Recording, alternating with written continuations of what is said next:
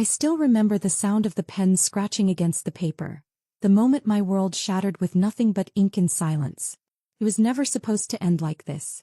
The office smelled like expensive leather and freshly brewed coffee, but all I could focus on was the cold, impersonal feel of the divorce papers under my fingertips. My hands trembled, the weight of a life I hadn't chosen pressing down on me.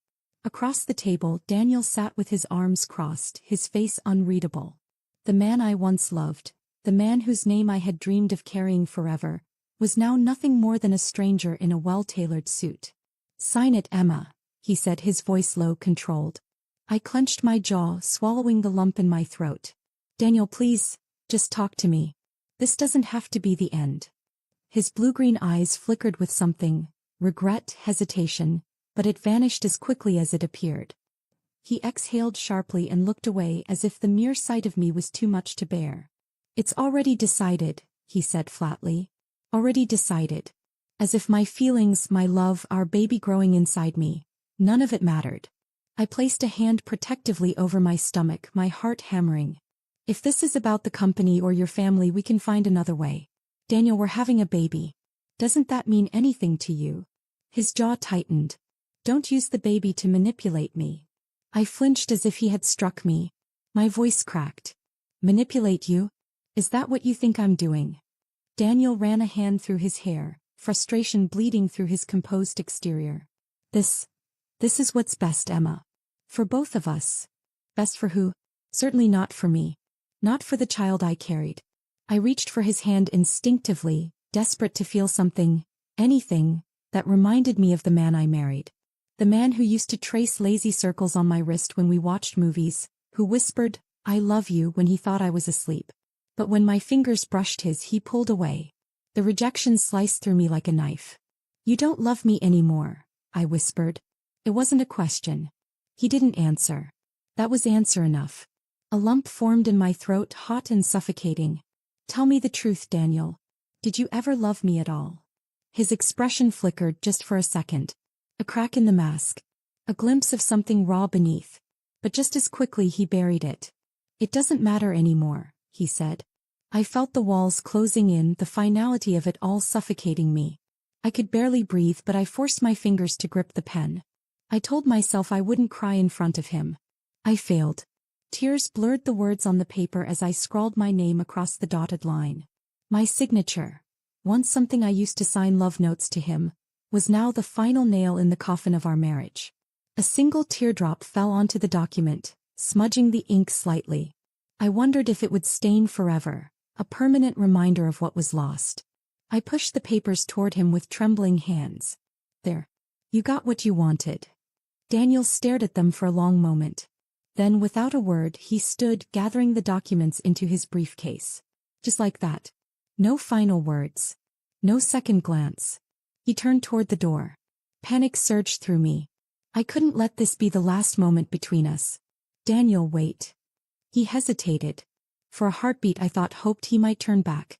That he might say something, anything to undo this nightmare. But then he exhaled slowly and left, the door clicking shut behind him. And with that he was gone. I clutched my stomach as if holding on to the only part of him I had left. I whispered so softly that only my unborn child could hear. "It's just us now, baby." The silence in my apartment was suffocating. It used to be our home. Now it was just a hollow shell filled with echoes of a life that no longer existed.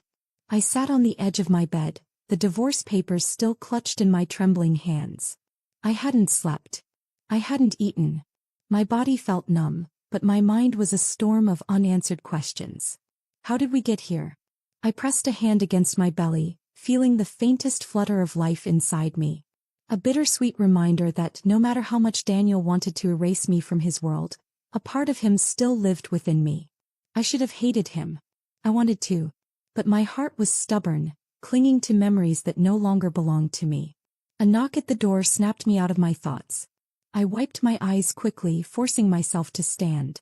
When I opened the door, I found Mia, my best friend, standing there with a bag of takeout in one hand and a determined look on her face.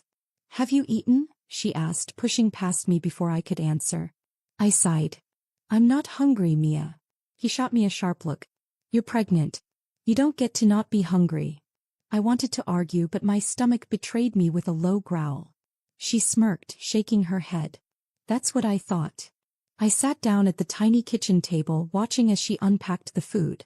The smell of warm rice and chicken filled the room, stirring an appetite I didn't think I had. Mia sat across from me, resting her chin on her hand. So, did that asshole even look back? I hesitated, gripping my spoon tightly. No. She exhaled through her nose, her fingers tightening around the fork. I swear if I ever see him again, I'm throwing something at his stupid, perfect face. A small, unexpected laugh escaped me. You always did have good aim. He grinned. Damn right I do. But then her face softened and she reached across the table to squeeze my hand. How are you really? I stared down at my plate, my throat tightening. I don't know. Mia didn't push. She just let me sit in the silence until I was ready to speak. Finally I whispered, I loved him so much, Mia. And he just walked away like I was nothing. Her grip on my hand tightened. You are not nothing, Emma. He's the one who lost something, not you. I nodded, even though it didn't feel true yet. After dinner, Mia stayed for a while, helping me sort through some of Daniel's leftover things. Clothes, a watch he forgot, an old cologne bottle that still smelled like him. Each item was another stab to the heart. By the time she left, I was exhausted. I curled up in bed, wrapping my arms around my belly. It's just us now, baby, I whispered, repeating the words I had said the night before. This time I tried to believe them. Weeks later. A new beginning. The next few weeks were a blur of doctor's appointments, work shifts, and moments of overwhelming exhaustion. I moved to a smaller apartment, a modest one-bedroom space with old hardwood floors and a window that overlooked a tiny park. It wasn't much, but it was mine. The first night there, I sat on the floor with a cup of tea, listening to the distant sounds of the city. Felt strange being truly alone. No Daniel. No shared laughter over late-night movies. No warm arms pulling me close in the middle of the night. But as I felt a soft kick inside me, I smiled. I wasn't alone. I started picking up extra hours at work, doing my best to save up before the baby arrived. Some days were harder than others. There were moments where I broke down in the middle of my shift, locking myself in the bathroom just to breathe. But I always got back up. One afternoon, while struggling to carry groceries up the stairs, an elderly woman from the next apartment over noticed me. You shouldn't be lifting all that in your condition, dear, she scolded, grabbing one of the bags from my hands. I smiled, grateful. I guess I'm still learning how to accept help. She chuckled, setting the bag down inside my doorway. Well, you better learn fast. Babies don't come with an instruction manual, but they sure do take over your whole world. I glanced down at my belly, rubbing it softly. I think they already have. For the first time in a long time, I felt something that almost resembled hope. The first sonogram and a harsh reminder. A month after the divorce, I went in for my first full sonogram. The room was cold, the gel freezing against my skin as the ultrasound technician moved the probe across my belly. And then, there it was. The tiny, flickering heartbeat. Tears welled in my eyes as I stared at the screen, watching the little life growing inside me. Would you like to hear the heartbeat? The technician asked kindly. I nodded, and the moment I heard the soft, rhythmic thumping, something inside me shifted. This was real. This baby wasn't just a reminder of Daniel. They were their own person, their own soul. And they needed me. I left the appointment with a printed sonogram picture, tucking it carefully into my purse. But as I stepped outside, my heart twisted painfully. Because for the first time I wished, really wished, that Daniel was there to see this. I hated myself for missing him. But most of all, I hated that a part of me still wished he would come back. Pain. It tore through me like a wildfire, consuming every nerve, every muscle, every breath. I gritted my teeth, gripping the hospital bed rails as another contraction crashed over me. My body tensed, every fiber of my being focused on bringing this life into the world. You're doing amazing, Emma, a voice said beside me. Mia. She squeezed my hand tightly, her face a mix of concern and determination. Just breathe, okay? You've got this. I nodded weakly, but my body had its own plans. I had never felt anything like this before, this raw, overwhelming pain. But underneath it all there was something else. Anticipation. Love. The doctor's voice cut through the haze. One more big push, Emma. You're almost there. Almost there. I sucked in a breath, clenched my jaw and gave it everything I had. A final push, a cry of pure exhaustion. And a sound that changed everything. A baby's first wail, high and piercing, filling the room. My chest tightened, tears springing to my eyes as the doctor lifted a tiny wriggling bundle into the air. A beautiful baby girl, he announced. A girl. A nurse carefully placed her on my chest, and the moment I felt her warm, fragile body against me, something inside me shattered and rebuilt all at once. I let out a shaky breath, running a trembling finger down her tiny cheek. Her cries softened as I held her close, whispering, "Hey there, sweetheart. I'm your mama." Mia sniffled beside me. "She's perfect, Em." I swallowed hard, unable to take my eyes off my daughter. She really is. The exhaustion weighed down on me, but the love I felt was unlike anything I had ever known. It was just us now. And that was enough. The reality of single motherhood. The first few nights were the hardest. No one could have prepared me for the level of exhaustion that came with a newborn. The sleepless nights. The endless crying. The moments of pure helplessness when I didn't know what she needed. There were times when I sat on the edge of my bed, rocking her in my arms, tears streaming down my face because I was so tired. And then there were moments of pure magic. Like the way she curled her tiny fingers around mine. Or the way she sighed contently when she finally drifted to sleep against my chest. She didn't have Daniel's blue-green eyes. He had mine. But sometimes, in the soft glow of the nightlight, I caught glimpses of him in her features. The way her tiny lips pursed in sleep, the faintest hint of his expressions in her baby-soft face. It was a cruel reminder of what could have been. But I couldn't dwell on the past. I had a baby to raise, and I was going to do it alone. Building a life, one day at a time. 3 months passed in a blur of sleepless nights and quiet victories. I learned how to function on 3 hours of sleep. How to soothe her cries, how to survive on coffee and sheer willpower. Mia helped when she could, dropping by with meals and watching the baby when I needed a break. "You need to get out of the house," she told me one evening, bouncing my daughter gently in her arms. I rubbed my tired eyes. "And do what? Party?" She rolled her eyes. "No, but maybe. I don't know, go to a park, get some fresh air. You can't just stay locked in here forever." She wasn't wrong. So the next morning I bundled my daughter up in her stroller and took her to the park. The air was crisp, the autumn leaves crunching beneath my boots as I walked.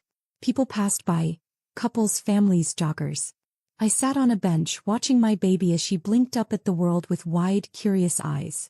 "We're doing okay, aren't we?" I whispered to her. She cooed softly and my heart swelled. Maybe we were. Maybe we would be okay. A glimpse of the past. I thought I was doing well. I thought I was moving on. Until one evening, while rocking my daughter to sleep, my phone buzzed with a message from an unknown number. I almost ignored it. But something made me look. And the moment I saw the words, my breath caught in my throat. "Emma, I need to talk to you." My fingers tightened around the phone. I knew that number. I knew that voice in my head reading those words. "Daniel." A sharp, unwelcome pang hit my chest. After all this time, after everything? Why no? I stared at the screen, my heart pounding. I could ignore him. Pretend I never saw it. But deep down I knew. This moment would change everything. And I wasn't sure if I was ready for that. I stared at the message on my phone for what felt like an eternity. "Emma, I need to talk to you. Daniel." For months I had convinced myself he was gone, that he had moved on without a second thought. I had buried the pain, packed it away like an old photograph shoved in the back of a drawer. And yet here he was. After all this time, after walking away without a single glance back, he had the audacity to reach out now. I could feel the anger bubbling up, the resentment I had worked so hard to suppress. I wanted to delete the message, block the number, pretend it had never appeared on my screen. But my fingers hovered, hesitating. Why no? A part of me wanted to ignore him, but another part, the part that had spent so many nights staring at my daughter's tiny face, wondering if he ever thought about her, couldn't let it go. I locked my phone and placed it face down on the table, refusing to let him disrupt the peace I had fought so hard to build. But my mind wouldn't quiet. What did he want? Did he know? I forced myself to push the thoughts away, rocking my daughter gently as her tiny fingers curled into my shirt. He was my priority. Not him. Never him again. But while I was standing still, frozen in time by his unexpected message, Daniel's world had already begun to unravel long before he hit send. The night Daniel left me, he thought he was making the right choice. He convinced himself that cutting me off was better than dragging things out, that leaving before things got worse was some twisted form of mercy. He told himself he was choosing his career, his future, that he was doing what a man should do. But the truth was simpler, uglier. He was a coward. At first, the weight of his decision didn't hit him. The world didn't stop turning just because he had signed those papers. The office still buzzed with meetings and deals, his schedule was still packed with business dinners and corporate strategies. He was surrounded by people who congratulated him on his freedom, who told him he was lucky to have dodged the burden of marriage and responsibility. He told himself he believed them. But something felt off. Started with the small things. Waking up in an apartment that felt too big, too empty. Reaching for his phone to text me about something trivial, only to remember that I was no longer his person. His bed cold and untouched on one side, the scent of my shampoo long faded from the pillows. He distracted himself with work, pouring every waking hour into meetings, reports, deadlines. But no matter how many deals he closed, how many late nights he spent at the office, something gnawed at him. Then came the nightmares. They started subtly, flashes of my face, the way my hands shook when I signed the papers. The way my voice cracked when I asked if he had ever loved me at all. Then they grew worse. He dreamed of a hospital room, of a baby's cry echoing in the distance, but he could never reach it. He would wake up drenched in sweat, gasping for air, the sound of my voice calling his name lingering like a ghost. One night he found himself scrolling through old photos, pictures of us, of the life we had built together. There was one of me, laughing with my head thrown back, my hand resting over the tiny swell of my stomach. And just like that it hit him. He had walked away from more than just a marriage. He had walked away from a family. He tried to push the thoughts away, but they haunted him. In the quiet moments, in the spaces between distractions, the truth whispered to him. He had made a mistake. A mistake so big, so irreversible that it left him breathless. He didn't know if I had kept the baby. He didn't know if I was okay. And the not knowing was killing him. One evening, after a particularly brutal day at work, his mother called. She had always liked me, had always said I was the best thing that had ever happened to him. "How are you, Daniel?" she asked, but her voice held something more, something knowing. "I'm fine, Mom," he said automatically, rubbing his temple. A heavy pause. Then softly, "Have you checked on her?" His stomach twisted. "She doesn't want to hear from me." Another pause. Then sharper this time, "And whose fault is that?" Daniel closed his eyes, leaning back against his chair. His mother had never been one to mince words. "You think about her, don't you?" she continued. "You think about the baby." The words felt like a punch to the gut. He swallowed. "I don't even know if she had the baby, Daniel." His breath caught. His mother's voice softened. "I ran into Mia at the store last week. She mentioned it." Pause. "You have a daughter." The world tilted beneath him. His hands clenched into fists, his heartbeat thundered in his ears. He tried to speak, to form words, but nothing came. A daughter. A little girl out there in the world, his little girl. He felt sick. He had spent the last year pretending he was fine, pretending he hadn't lost something irreplaceable. But now there was no denying it. He hadn't just abandoned his wife. He had abandoned his child. Guilt swallowed him whole. He could have been there. He could have seen her take her first breath, could have held her in his arms. But instead he had been sitting in meetings, closing deals, wasting time on things that suddenly seemed meaningless. His mother sighed on the other end of the line. "You need to fix this, Daniel." But how did you fix something that had already shattered? That night, for the first time in over a year, he picked up his phone and typed my number. His hands shook as he hesitated over the send button. He knew I would hate him. He knew I had every right to ignore him. But he had to try. He hit send. Then he waited. Waited for a response that might never come. The message sat there for days. Unread. Unanswered. I had seen it, of course. My thumb had hovered over it more times than I could count. Each time my mind spiraled into a war of what-ifs and why-nows, my heart betraying me with every painful beat. I didn't reply. I couldn't. What was I supposed to say? "Oh, now you care? Now you want to talk?" He had left me. Left us. And for over a year I had built a life without him. I had learned how to be a mother alone. I had stitched myself back together piece by piece, even though some wounds still bled in the quiet hours of the night. I refused to let him undo that. So I buried the message deep in my inbox, pretending it didn't exist. And then fate decided to be cruel. It was a Saturday morning. The weather was crisp, the air carrying the scent of freshly brewed coffee and autumn leaves. I had taken my daughter to the park, something we did every weekend. It had become our little tradition, just the two of us, a stroller and the promise of fresh air and warm sun on our skin. She was almost a year old now, her dark curls bouncing as she clapped her chubby hands from her seat in the stroller. She had my eyes, but there were hints of him too. The sharpness of her cheekbones, the way she furrowed her brows in deep thought, as if trying to understand the world around her. I was kneeling beside her, adjusting the tiny hat on her head when I felt it. A shift in the air. A familiar presence. I didn't want to look up. But my body betrayed me before my mind could catch up. And when my gaze lifted, my breath hitched. Daniel. He was standing a few feet away, frozen in place, a coffee cup clutched in one hand. For a second neither of us moved. It was like time had stopped, trapping us in a bubble of painful nostalgia and unfinished sentences. His hair was slightly tousled, his stubble a little thicker than I remembered. He looked the same and yet different. There was something behind his eyes, something raw, something haunted. I forced myself to breathe. I had imagined this moment 1,000 times, played out every possible scenario in my head. What I would say, how I would react. I had promised myself that if I ever saw him again, I would be indifferent. But seeing him now, standing there with his eyes locked onto me as if the world had just flipped upside down, indifference was impossible. His gaze shifted and then he saw her.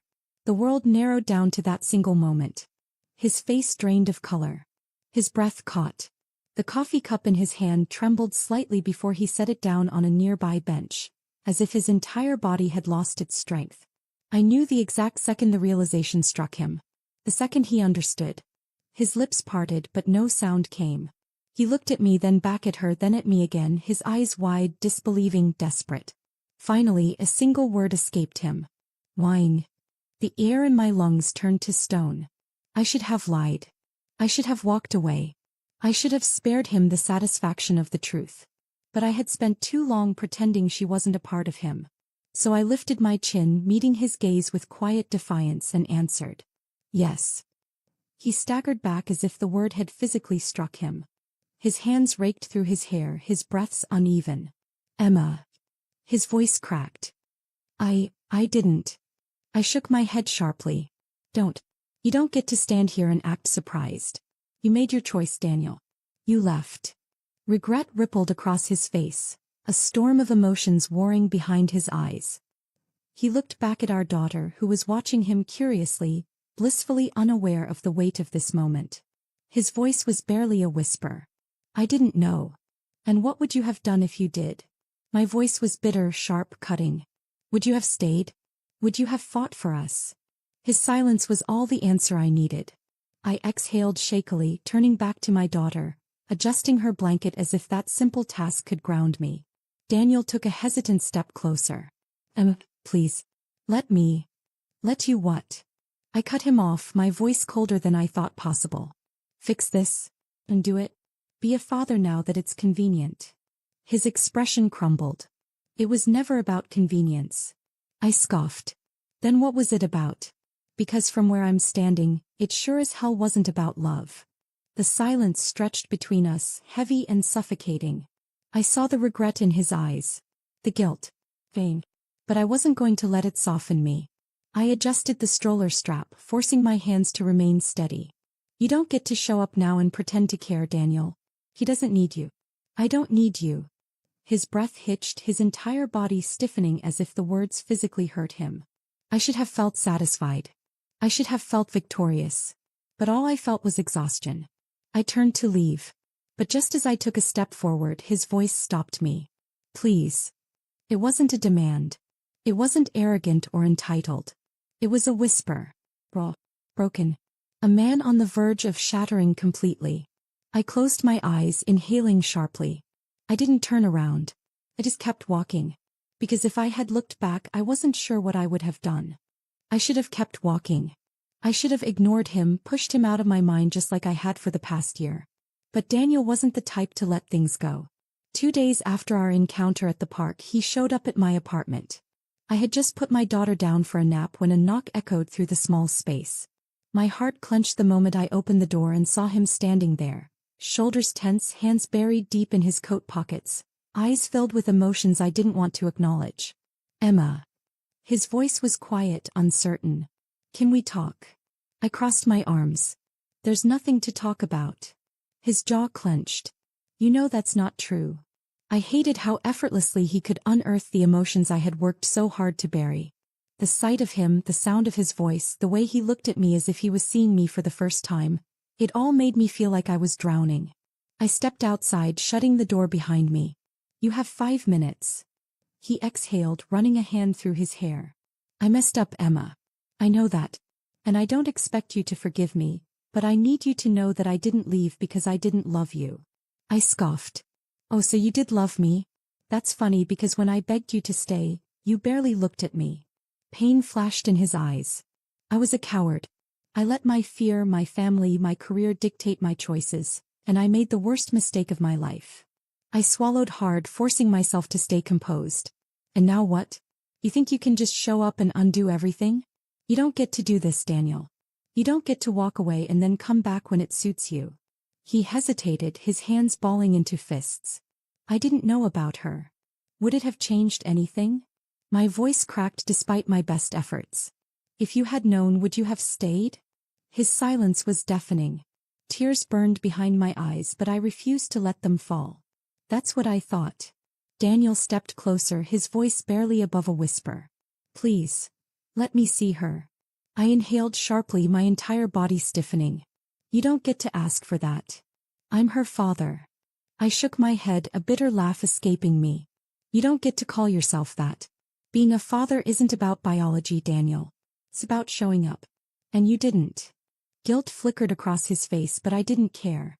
I turned to go back inside, gripping the doorknob so tightly my knuckles turned white. Stay away from us. Emma. I slammed the door before he could finish. And then, with my back pressed against the wood, I let the tears finally fall. Because no matter how much I wanted to shut him out completely, a part of me knew this wasn't over.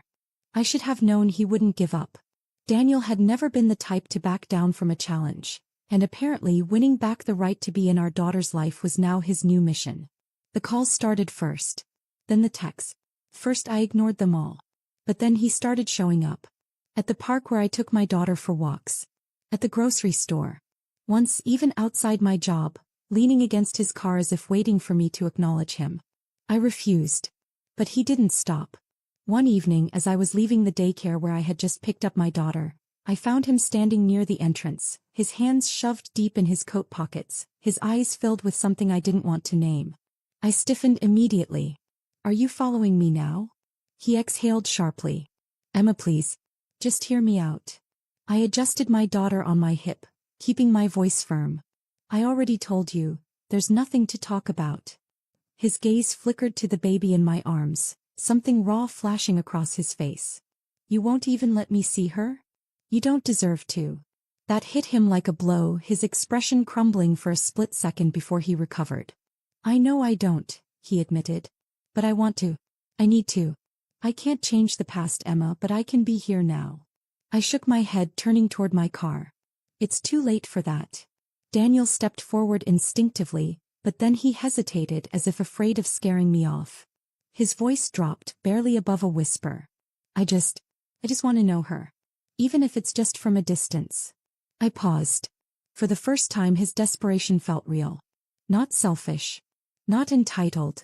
Just broken. I tightened my grip on my daughter, heart hammering. I wasn't ready to let him in. Not yet. But something inside me whispered that this wasn't the last time he would ask. And deep down I wasn't sure how much longer I could keep saying no. I didn't plan to let him in. I told myself over and over that I was doing the right thing, protecting my daughter, protecting myself. But then one night, everything unraveled. It had been a long day. Work had drained me, and my daughter was fussier than usual, refusing to sleep no matter how many times I rocked her in my arms. The exhaustion weighed down on me, the loneliness creeping in like an unwelcome shadow. And then my phone rang. I almost ignored it, assuming it was Mia checking in. But when I glanced at the screen I froze. Daniel. I should have let it go to voicemail. But something inside me, Some cruel, desperate part of me answered. I didn't say anything at first. Neither did he. All I could hear was his breathing, ragged and uneven. Then his voice cracked through the silence. I can't do this anymore, Emma. I closed my eyes, gripping the phone tighter. Do what? Stay away. My throat tightened. He exhaled shakily. I know I don't deserve your forgiveness. I know I don't have the right to ask for anything. But I swear to God, Emma, I'm falling apart without her. Without you. I swallowed hard, my resolve slipping. You should have thought about that before you left us. I know. His voice was barely above a whisper. And I hate myself for it. Every damn day. Silence stretched between us, heavy with all the things we never said. Then for the first time his voice broke completely. I don't even know what she looks like. My heart clenched painfully. I looked down at my daughter, sleeping peacefully against my chest, her tiny fingers curled into my shirt. A part of me wanted to keep punishing him. To keep him locked out forever. But another part, the part that remembered the way he used to hold me, the way he used to whisper that he would never let me go, was breaking right alongside him. I didn't know what I was doing. But before I could stop myself, I took a deep breath and whispered, tomorrow. Meet me at the park. And then before he could respond, I hung up. I stared at my daughter, my chest rising and falling with unsteady breaths. This was either the biggest mistake of my life, or the beginning of something I wasn't ready to name. I barely slept that night. Every time I closed my eyes, I saw his face. The way his voice had cracked over the phone, the raw desperation in his words. I had spent over a year trying to convince myself that he didn't care, that he had walked away without looking back. But now for the first time I wasn't so sure. By morning my nerves were shot. I dressed my daughter in a soft pink sweater, the one with tiny bear ears on the hood. As I fastened her into the stroller, my hands trembled. What was I doing? Was I really about to let him see her? I almost called Mia, but I knew what she would say. She would tell me to stay strong, to remember how much I had suffered, to keep him locked out of my life for good. Maybe she was right. Maybe I should have walked away that night and never looked back. But something inside me, something deep and fragile, needed to see this through. The walk to the park felt endless. Every step tightened the knot in my stomach. The air was crisp, the golden leaves crunching under my feet, but I barely noticed. When I reached the bench near the playground, he was already there. Daniel. He stood with his hands in his pockets, his jaw tight, his eyes scanning the crowd restlessly. The moment he saw me, he froze. I stopped a few feet away, gripping the stroller handle tightly. Neither of us spoke. Then his gaze dropped. To her. I watched as his entire body tensed, as if the air had been knocked from his lungs. I had thought about this moment 1,000 times, wondered how he would react. Would he cry? Would he reach for her? Would he look regretful? But nothing could have prepared me for the way he looked at her. Like she was the most incredible thing he had ever seen. His lips parted, his hands twitching at his sides, but he didn't move. He just stared as if afraid that if he blinked she might disappear. Emma, he whispered. I swallowed hard. Her name is Lily. His breath hitched and he exhaled shakily, running a hand over his face. Lily, he repeated as if the name itself was something sacred. Silence stretched between us. I could feel the weight of his emotions pressing against me, but I didn't know what to say. Then finally he took a hesitant step forward. Can I? His voice faltered. He cleared his throat and tried again. Can I hold her? Everything in me screamed to say no. To turn around and leave. To protect her from the man who had abandoned us. But then I looked at him. Really looked at him. His shoulders were tense, his breathing uneven. His fingers twitched slightly as if he was barely holding himself together. And his eyes, those blue-green eyes that had once held so much arrogance, were full of something I never thought I would see. Fear. Not fear of rejection. Not fear of me. Fear of her. Of not deserving her. Of not being enough. And just like that I realized the truth. Daniel wasn't just trying to make amends. He was terrified that he had already lost her forever. I let out a slow, shaky breath. My heart was screaming at me to walk away, to make him suffer like I had suffered. But then Lily made the choice for me. She reached for him. Tiny fingers, chubby and unsure, stretching toward the man she didn't even know. Daniel made a sound, half gasp, half broken sob. His hand hovered above hers, hesitating before finally letting her grasp his index finger. It was such a small thing. And yet, in that moment I knew.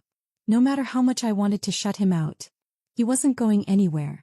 I had thought the hardest part was letting him see her. I was wrong. Because now, after that moment in the park, after seeing his fingers tremble as Lily wrapped her tiny hand around his, after watching his face crumble with overwhelming emotion, I had a new problem. He wasn't going to stop fighting for her. For us.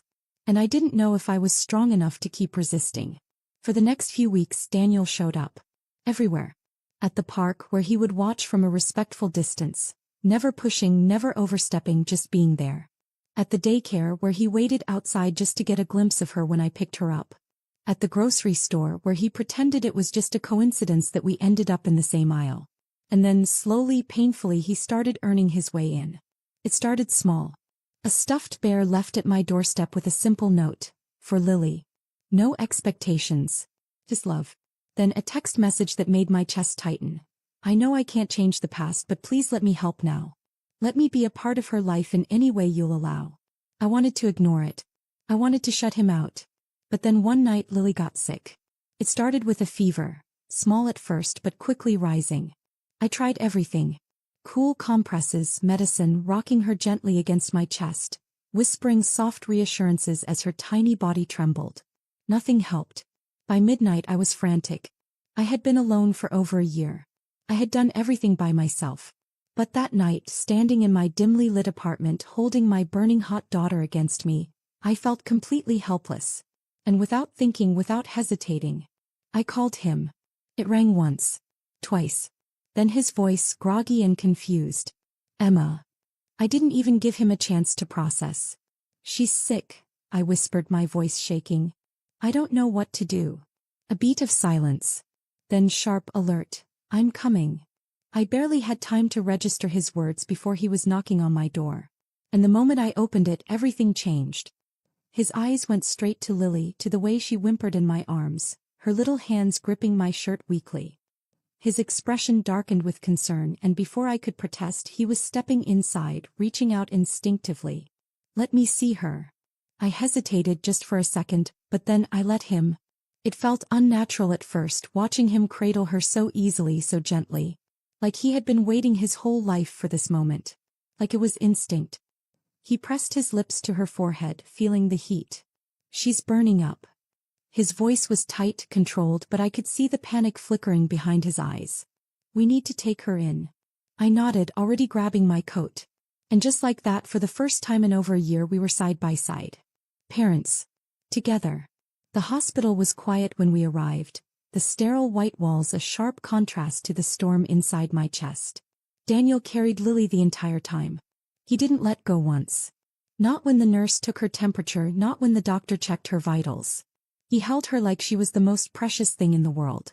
And for the first time I let myself wonder. What if he really had changed? By the time we were sent home, with a prescription and reassurances that it was nothing serious, I was emotionally drained. Back at the apartment, I tucked Lily into her crib, my heart finally slowing its frantic pace. I turned to find Daniel standing near the doorway, his expression unreadable. Thank you, I murmured. He let out a shaky breath. You don't have to thank me, Emma. She's my daughter too. His words hit harder than I expected. I looked at him, really looked at him, and for the first time I didn't just see the man who broke me. I saw the man who was trying to put the pieces back together. And I didn't know what scared me more, the fact that he was trying, or the fact that I wanted to let him. For the first time in over a year, Daniel was part of my world again. And I didn't know how to feel about it. After that night, the hospital, the fear, the way he held Lily as if she was the most precious thing in existence, I stopped fighting him as hard. I told myself it was for her sake, that I was doing the mature thing by allowing him to be involved. But deep down I knew the truth. A part of me had never stopped loving him. And that terrified me more than anything. At first I set boundaries. Strict ones. He could visit Lily, but only at scheduled times. No unannounced drop-ins. No grand gestures. Just quiet consistency. And to my surprise he respected them. He showed up. Every time. Without fail. At first Lily didn't fully understand who he was.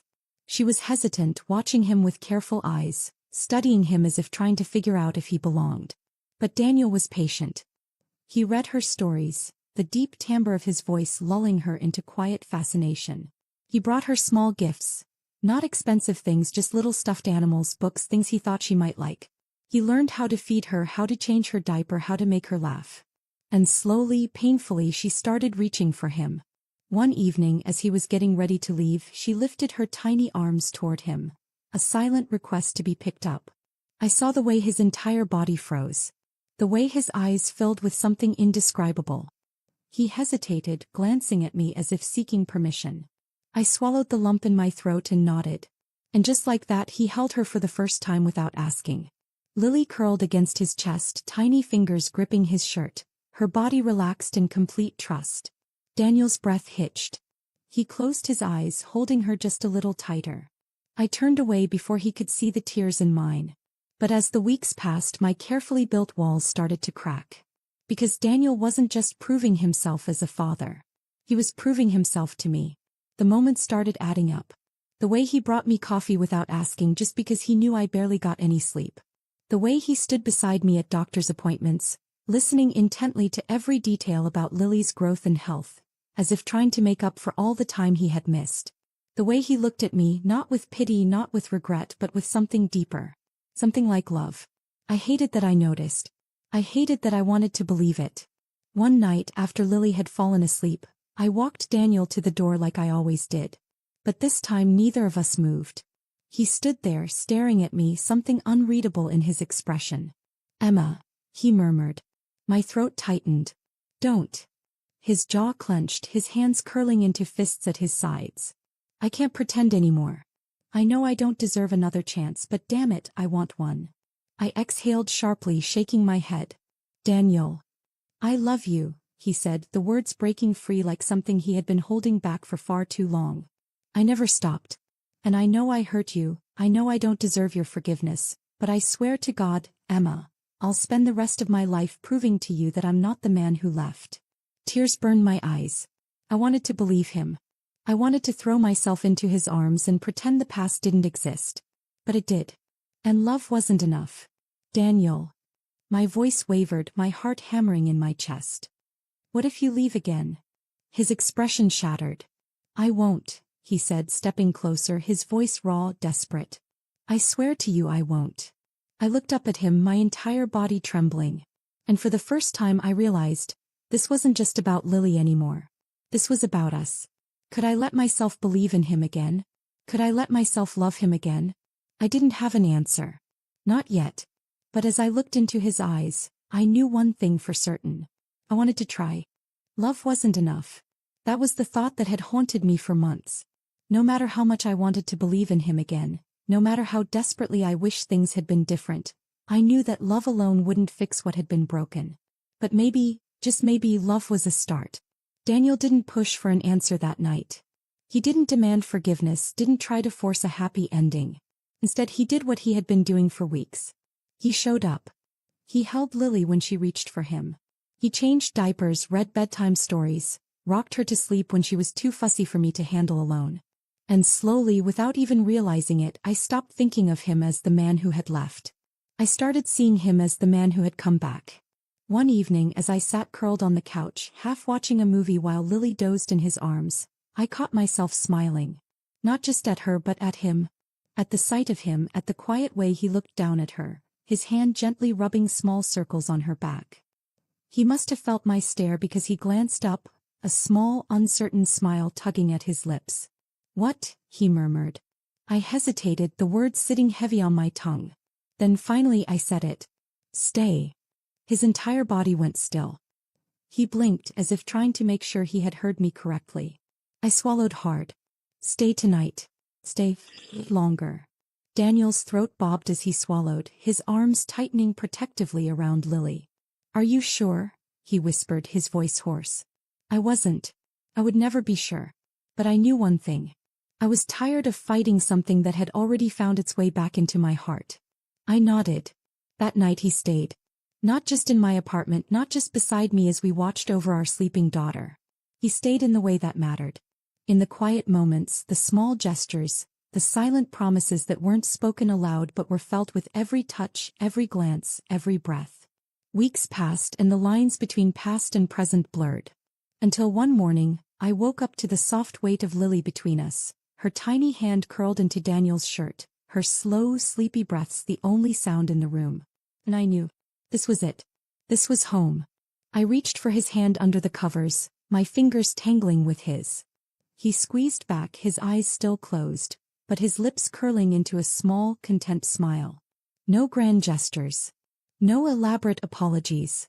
Just us. Maybe love alone wasn't enough. But choosing each other every single day? That was.